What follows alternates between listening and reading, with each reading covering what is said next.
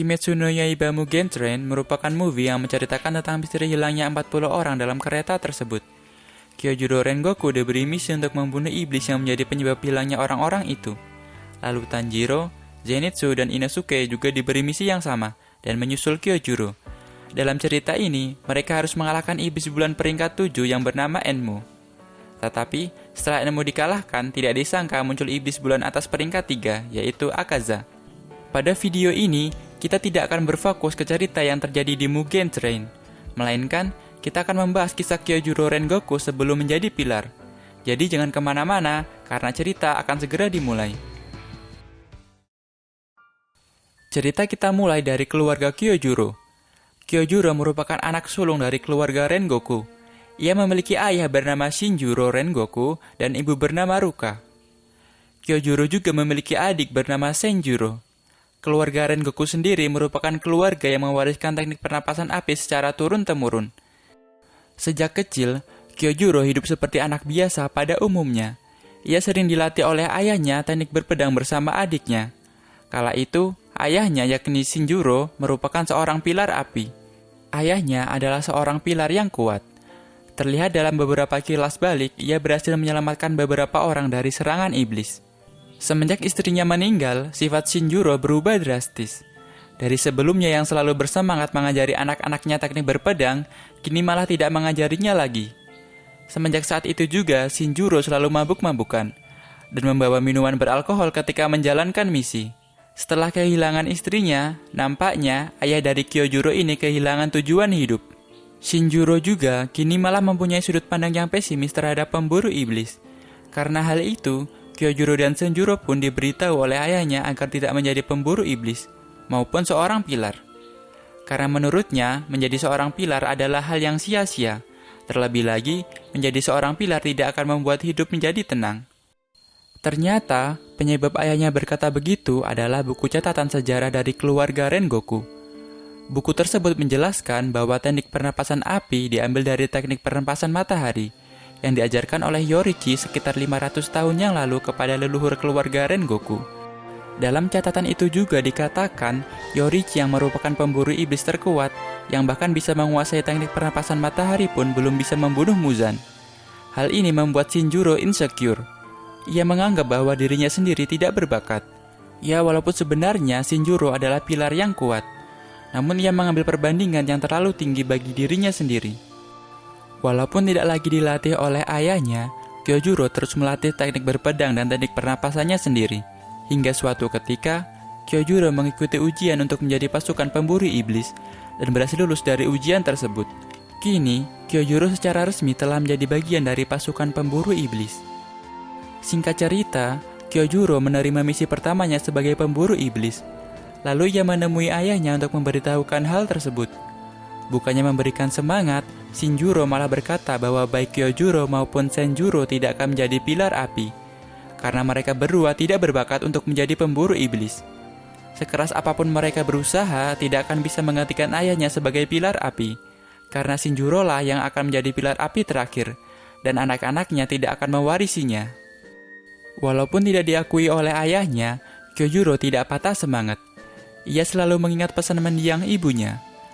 Karena Kyojuro terlahir dengan fisik lebih kuat dibanding anak-anak lainnya, ibunya berpesan agar Kyojuro menggunakan kemampuannya tersebut untuk melindungi orang lain, terutama mereka yang lebih lemah dari Kyojuro. Pesan itulah yang selalu Kyojuro ingat, hingga ia menetapkan diri akan menjadi seorang pilar nantinya. Sebelum pergi, Kyojuro juga menghampiri adiknya yang sedang berlatih dengan pedang kayunya, dan memujinya karena telah berlatih dengan keras. Kyojuro juga meminta Senjuro untuk menjaga rumah selama ia pergi. Kyojuro akhirnya berangkat dan sampai di lokasi tempat iblis berada. Iblis yang ia temui adalah iblis seruling. Terlihat saat pertama kali tiba, rekan-rekannya sudah tewas.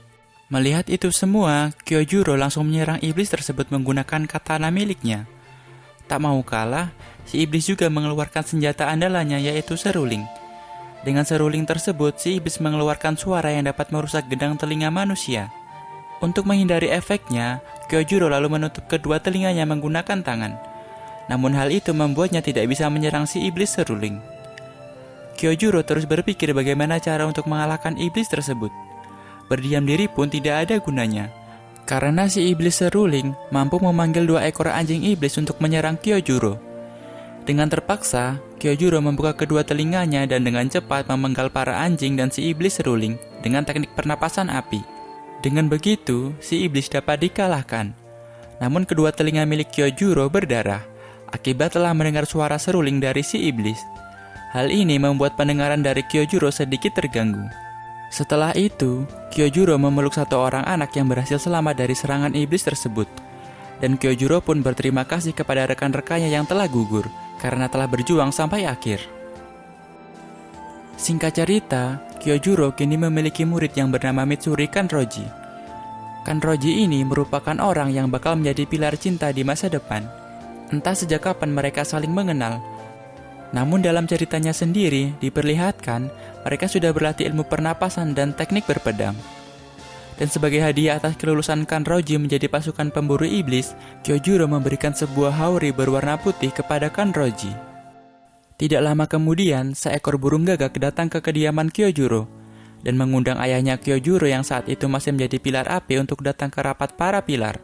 Kyojuro segera menyampaikan pesan itu kepada ayahnya. Namun ayahnya malah tidak mau datang ke rapat itu dan marah kepada Kyojuro. Ayahnya juga berkata, jika Kyojuro ingin menjadi pilar, maka Kyojuro harus datang ke rapat itu menggantikan ayahnya. Kyojuro akhirnya datang ke rapat itu. Namun seperti biasa, sang pilar angin Sanemi mempertanyakan kenapa ada pemburu iblis biasa di rapat tersebut. Kyojuro lalu menjelaskan alasannya datang ke rapat itu kepada Ubuyashiki dan para pilar lainnya. Alasannya tidak lain adalah karena ayahnya, yakni Shinjuro, telah berubah dan tidak memiliki semangat hidup lagi untuk menjadi pilar. Mendengar itu, para pilar khawatir karena saat ini jumlah pilar semakin sedikit. Lalu Kyojuro dengan percaya diri menawarkan dirinya sendiri untuk menjadi pilar api selanjutnya, menggantikan ayahnya. Mendengar hal tersebut, tentu saja Sanemi tidak tinggal diam. Ia lalu mengetas Kyojuro dengan menyerangnya. Namun serangan Sanemi tidak dibalas oleh Kyojuro. Kyojuro memiliki pendirian bahwa sesama pemburu iblis tidak seharusnya saling serang. Melihat kelakuan Sanemi, Ubuyashiki lalu menyuruhnya untuk berhenti. Karena syarat untuk menjadi pilar harus membunuh salah satu dari 12 iblis bulan, maka Ubuyashiki memberikan misi kepada Kyojuro untuk membunuh iblis bulan tersebut, yang sekarang sedang membuat kekacauan di ibu kota. Kyojuro lalu segera berangkat ke Tokyo ditemani oleh Kanroji. Kali ini musuh yang harus mereka lawan adalah Hairo, yang merupakan salah satu dari iblis bulan bawah. Iblis ini menggunakan senjata api untuk menghabisi lawan-lawannya. Hairo nampaknya memiliki dendam kepada pilar api, yakni Shinjuro, karena Shinjuro berhasil mengalahkannya di masa lalu. Namun Shinjuro tidak membunuh iblis Hairo ini. Kyojuro lalu bertemu dengan iblis Hairo. Iblis Hairo lalu mengancam akan meledakkan ibu kota dengan bom waktu yang telah ia pasang, karena merasa bahwa Kyojuro telah melupakannya. Padahal kan yang dilawannya dulu itu ayahnya Kyojuro. Pertarungan pun tak dapat terhindarkan. Kyojuro sempat menerima beberapa tembakan dan ledakan yang membuat dirinya berdarah-darah.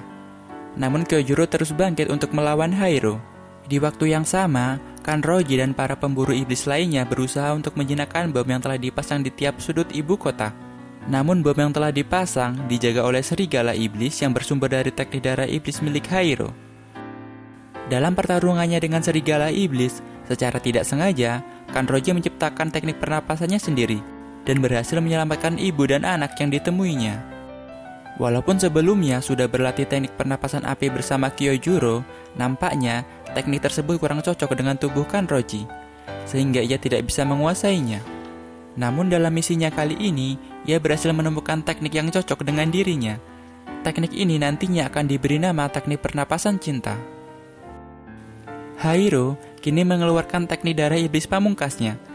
Teknik ini membuat dirinya berubah menjadi siluman serigala dengan senjata pedang. Dengan teknik ini, Hairo yakin kali ini bisa membunuh Kyojuro. Namun Kyojuro mengeluarkan teknik pernapasan api bentuk ke-9, yang namanya diambil dari nama keluarganya yakni Rengoku. Dengan teknik tersebut, Kyojuro berhasil membunuh Hairo, dan pertarungan antar keduanya pun berakhir. Dengan tubuh yang berdarah-darah, Kyojuro lalu jatuh di pelukan Kanroji. Dan Kanroji pun berkata bahwa dengan ini, Kyojuro akan secara resmi menjadi pilar api. Setelah Kanroji dan para pemburu iblis lainnya berhasil menjinakkan bom yang tersisa, mereka lalu pulang dan beristirahat untuk memulihkan diri. Setelah sembuh dari lukanya, Kyojuro lalu menemui Ubuyashike untuk melaporkan hasil misinya. Dalam laporannya, ia berhasil membunuh salah satu iblis bulan bawah, dan para pemburu iblis lainnya berhasil menjinakkan bom yang ditanam di ibu kota. Dengan ini, Ubuyashike mengakui Kyojuro dan melantiknya menjadi pilar api berikutnya, menggantikan Shinjuro. Dan cerita dari Kyojuro Rengoku sebelum menjadi pilar pun selesai. Itulah pembahasan tentang kisah Kyojuro Rengoku sebelum menjadi pilar api. Untuk kisah selanjutnya dari Kyojuro Rengoku, kalian bisa menonton movie Mugen Train, ataupun anime seriesnya dalam arc Mugen Train. Jika ada yang salah dalam pembahasan ini, silakan koreksi di kolom komentar. Terima kasih dan sampai jumpa.